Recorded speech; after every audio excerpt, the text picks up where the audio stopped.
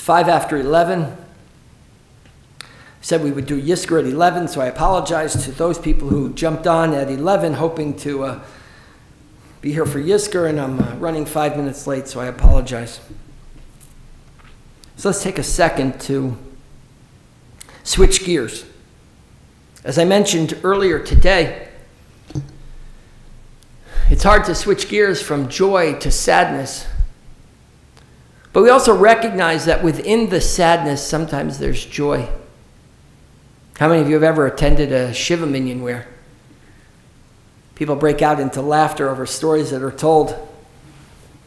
Laughter, I guess, is really one of the great gifts of Shiva,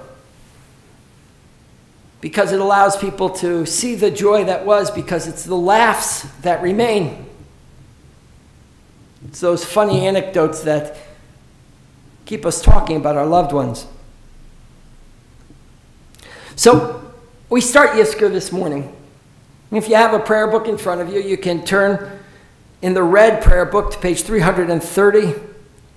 In the blue prayer book, page 516 is Yizkor. But I want to introduce it with a concept that has a lot to do with the holiday of Shavuot. I think the most significant thing that I heard throughout all of the week of Shiva for my father a few years ago was something that my brother said. I don't want to name which brother because he's probably the shyest of all of us. I don't want to call him out and embarrass him, but he said one of the most beautiful, most impactful things that I heard about my father. My father had so much influence over so many people, but this was the most impactful thing. He said that he was a big runner in college. I remember that well. He was really quite talented.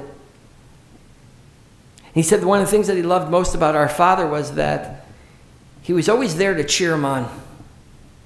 In whatever way possible, he would be there and screaming and yelling for my brother, for his son.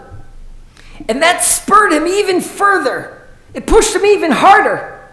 He loved the sound of our father's voice yelling to him, encouraging him.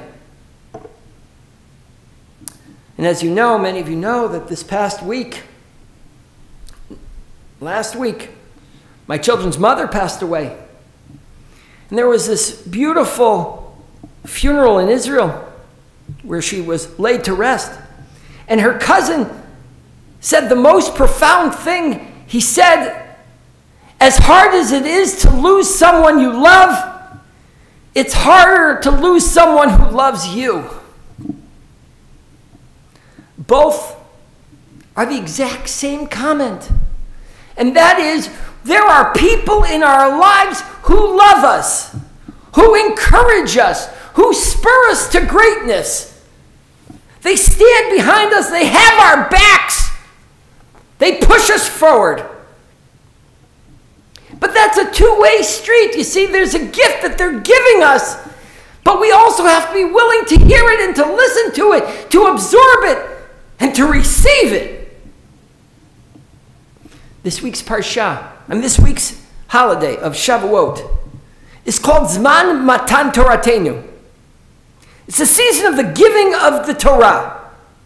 And this is a lesson that has been taught for generations, that it's not called Zman Kabbalat Torah. It's not called the season of the receiving of the Torah. It's called Zman Matan, the season of the giving of the Torah. It's at Mount Sinai that the singular act of God instructing Moses in the commandments to bring them to the Jewish people occurs. Later we hear Na'aseh v'nishma, we'll do and we'll obey. God, we receive it. But how much strength and courage does it take to give something not knowing if it will be received? To get what you want in life, you got to be willing to receive it when it appears. When it comes to you, in order that we receive it, we have to be open to it. An essential part of being receptive to what we want is to soften the barriers. There was a barrier between Mount Sinai and the Jewish people. The Jewish people were told to stay at a distance, as if to suggest that they're going to have to overcome that distance in order to receive the Torah. It's one thing to give, it's another thing to receive. It's called Zman Matan Toratenu, the season of the giving of the Torah. And then in response, it's Kabbalat Ol Shamayim, that we receive the yoke of heaven. You know, each week we ready ourselves for Shabbat with a service known as Kabbalat Shabbat, the receiving of the Shabbos. It's a service that's designed in order to transition from weekday to holy day. It's a service designed to soften our edges, open our hearts, have a welcoming spirit. What's interesting about it is receiving is so hard that in our tradition, we need to develop an entire service to get us ready to receive. Kabbalah Shabbos is the opportunity to say, I'm ready, I'm willing, I'm open to receive the gifts of Shabbos. It's true of the people around us as well. We have to find a way to be open to those gifts that they're giving us. So many of us have lost loved ones. We've lost people who are so dear to us in our lives. They had so many gifts for us, and how many times did we refuse them? Did we reject those offers? Oh, what kind of gift would we have been able to give if we were able to receive? You see, receiving is a gift as well. How vulnerable do we make ourselves when we give a gift, wondering whether it will be received the way we had intended? Some people are great gift givers. They know exactly what you want, and so it's easy to receive. But what about those tough messages that are hard to hear? Were we able to receive them with the love in which they were given? Being receptive to what you want means being open to when it arrives. And so we begin the Yizkor service. And all through these moments, I ask you to think about the gifts that your parents gave you. Think of the gifts that a spouse gave you. Think of a gift that a sibling gave you. Think about the gifts that maybe a child, taken too early, gave you. Think about the gifts that a friend or a grandparent gave you. Don't beat yourself up about whether or not you receive them properly, but rather now ready yourself to receive them now. To get what you want from them means being willing to receive it even now. You see, the bonds of love overcome the boundaries of death. And we can forever be in relationship with those whom we love and whom we've lost by receiving their gifts every day.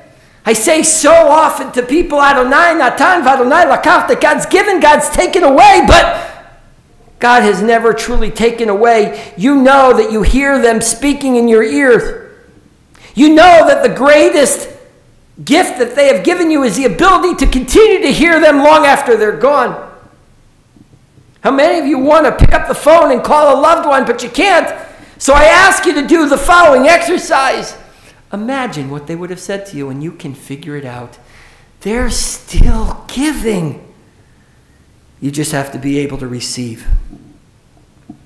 Page 330, page 516 in the blue. Adonai, ma'adam v'teda'ehu.